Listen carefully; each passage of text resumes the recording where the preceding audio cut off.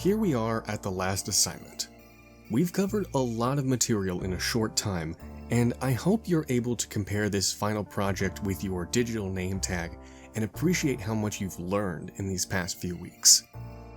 This final assignment will see you producing a video in the style of a TV news story.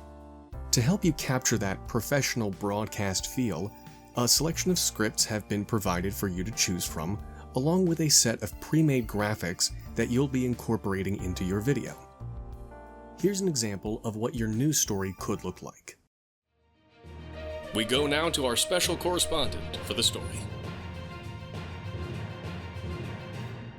Thanks, Charlie. An old mansion on a lonely hill, a nightly source of shrieks and howls, and a hallmark of Whaling, Virginia, has fallen silent after more than a century. Lady Bloodhurst, also known as the Woman in the Black Veil, has been a source of fascination and civic pride for the people of Whaling since her first sightings in the early 1900s. Well, you know, some folks wouldn't much care to be neighbors with a spirit like Lady Bloodhurst, but generations of Whaling citizens have found peace in her screams.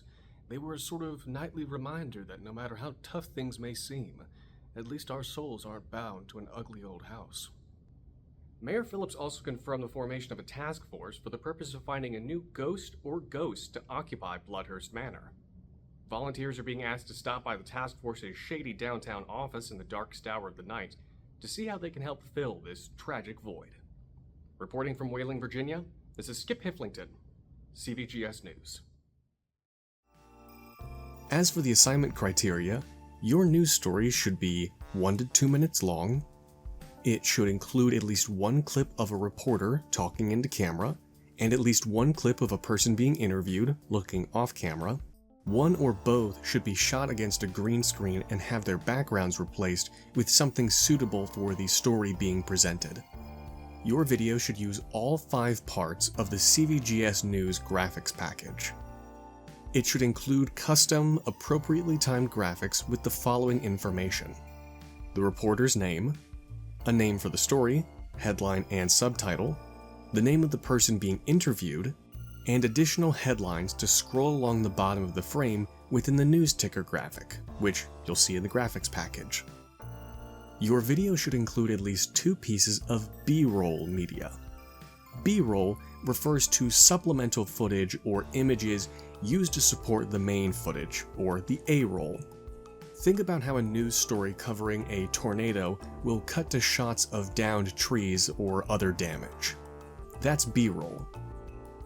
As always, your video should feature audio and video of reasonable quality, and your final video should be submitted with a screenshot of your completed project's timeline.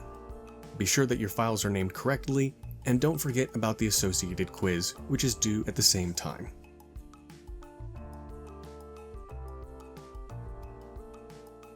To produce my sample video, I used 2 clips featuring myself in the role of the reporter, 1 clip of me playing the interviewee, 1 video and 1 image to serve as replacement backgrounds, both of which came from Pexels, a piece of drone footage, also from Pexels, to use as B-roll, along with an antique-looking photo I found elsewhere online.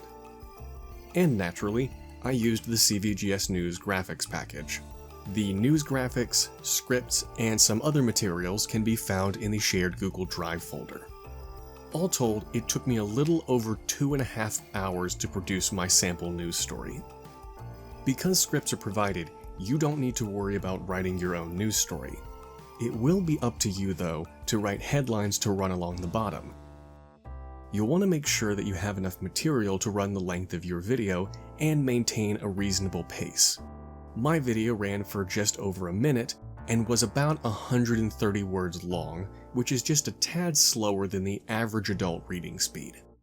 Be sure to take some time to review your chosen script before you start recording, but if necessary, feel free to pin it up near the camera for quick reference.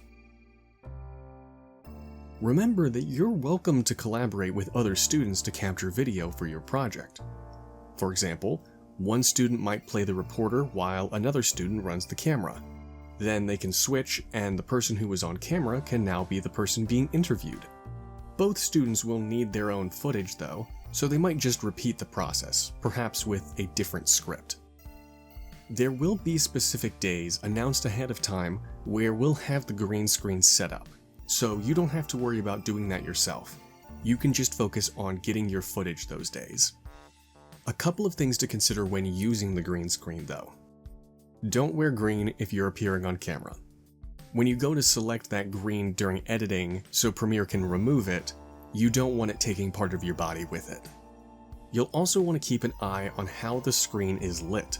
Patches of heavy shadow or strong highlights make it harder to isolate and remove the screen when editing, so you may need to reposition lights or move your subject to minimize any shadows they might cast. Lastly, a note about framing.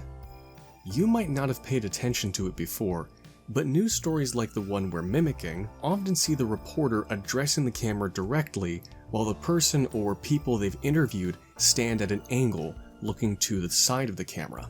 Think of it in terms of who the individual is speaking to. The reporter is presenting information directly to the viewer, so they're at the center of the frame and talking directly to the camera.